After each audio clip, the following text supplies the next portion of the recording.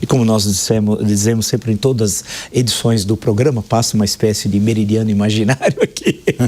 E a partir de agora só vale a verdade. Felipe, economia brasileira 2025. Em janeiro desse ano e agora em dezembro, te surpreendeu os resultados? Bom, primeiro, obrigado pelo convite, professor, prazer estar aqui com você, cumprimentá-lo e também a Jovem Pan.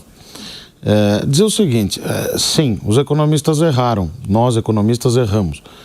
E por que erramos? Porque essa coisa da atividade de projeção, de estimativa econômica, é muito peculiar. Você tem que adivinhar o futuro. Sim. E qual que é o método que tem para isso? É o método estatístico, econométrico e o método histórico. Olhar o passado e tentar encontrar eventos que se repetem, encontrar causalidade. Então, dito isso, os economistas eles têm tido no Brasil uma postura, talvez um certo viés pessimista. A Moody's, aquela agência de classificação de risco, né, que classifica os países quanto ao risco, recentemente, cerca de um ano atrás, publicou um documento sobre a economia brasileira dizendo, olha, o PIB potencial do Brasil, que é o quanto a gente pode crescer, dados os fatores de produção, capital e trabalho e a produtividade, é maior do que todos estimávamos. Então, isso explica uma parte desses erros, desse fato de que a economia está crescendo mais do que se projetava. Isso aconteceu de novo em 2025. Agora, esse fato não anula um outro fato importante, que é a desaceleração que já está em curso quando a gente olha diversos indicadores, as pesquisas principais do IBGE, a PIN, a PMC, a PMS, né, de indústria, comércio e serviços, e também o IBCBR, que é o indicador de atividade do Banco Central. Bem, com essa taxa de juros, tem de cair mesmo, né? O problema da taxa de juros, nós temos que discutir mais a sério, a meu ver. O Brasil, desde 1999, no governo do presidente Fernando Henrique Cardoso, adotou o sistema chamado metas para a inflação, que é um bom sistema, porque a sociedade brasileira não aceita mais voltar àquele passado de superinflação ou hiperinflação, que era tão deletério, tão negativo para aqueles que mais dependem do Estado, inclusive, para os mais pobres, né? Porque os mais ricos tinham o overnight, tinham mecanismos para conseguir neutralizar os prejuízos da inflação super elevada.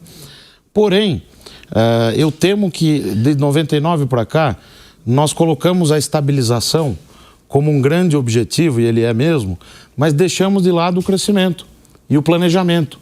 Parece que o planejamento é um palavrão, uma coisa associada a governos autoritários, ao período militar, quando não é, uma coisa essencial. Se você tem a inflação controlada, nós precisamos ter planejamento. Para onde o país quer chegar? Onde ele quer chegar? Que taxas de crescimento que nós gostaríamos de ter? E como conseguir essas taxas de crescimento?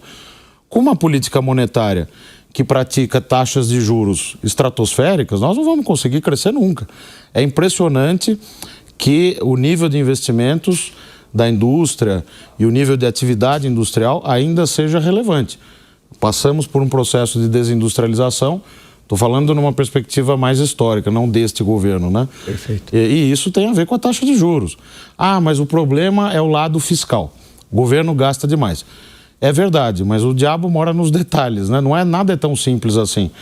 A gente gasta demais, mas se pegar de 99 até 2008, 2009, quando houve a grande crise financeira, a maior desde 1929, nós tivemos um resultado primário, que é a receita menos a despesa sem considerar o pagamento de juros da dívida, extraordinariamente alto. Chegamos a ter 3,8% do PIB de superávit. Hoje a gente tem déficit de 0,6%, 0,7%, projeções, né? Então, naquele período, o que se esperaria? Que a taxa de juros tivesse caído muito fortemente. Ela caiu, mas não caiu com toda a intensidade que se esperaria se fosse verdadeira a premissa de que o problema é só o fiscal. Não é. Então, a política monetária no Brasil tem várias razões para a gente ter esse juro elevado. Uma delas é a fiscal, nós temos que ter um aumento da poupança pública, gastar um pouco menos. Não é gastar menos, mas é a taxa de crescimento do gasto ser menor do que a taxa de crescimento do PIB na maior parte do tempo. Isso já resolveria as coisas, né? E uma outra frente que explica esse juro alto, a meu ver, é o fato de que o Brasil escancarou o balanço de pagamentos, as contas externas. Então, nós temos mobilidade de capitais, os capitais podem entrar e sair do país com uma taxa de câmbio flutuante. Isso faz parte daquele modelo de metas de inflação lá de 99. Mas, ao fazer isso, nós ficamos muito sujeitos a essa mobilidade excessiva, a essa entrada e saída de dólares do país. E o que é a taxa de câmbio? É o preço do dólar medido em reais. Então, se a taxa de juros americana, por exemplo, cai e a nossa taxa de juros está alta, o que acontece? Entra uma avalanche de capital para cá, a taxa de câmbio cai, o real fica mais valorizado. Aconteceu isso do final do ano passado para cá. E a inflação fica mais baixa. Então, esse mecanismo do juro como uma espécie de cenoura para atrair esses capitais estrangeiros é que é muito ruim para nós, porque a gente acaba controlando a inflação pelo câmbio. E aí ficamos aprisionados a isso. Então, o juro precisa ficar lá nas alturas para que a inflação fique mais ou menos controlada e o crescimento vai para as cucuias. Então, no primeiro biênio do presidente Lula agora, nós tivemos um crescimento acumulado de quase 7% acima da inflação. Agora, no segundo biênio, segunda metade, já vamos ter uma taxa de crescimento bem mais baixa, né?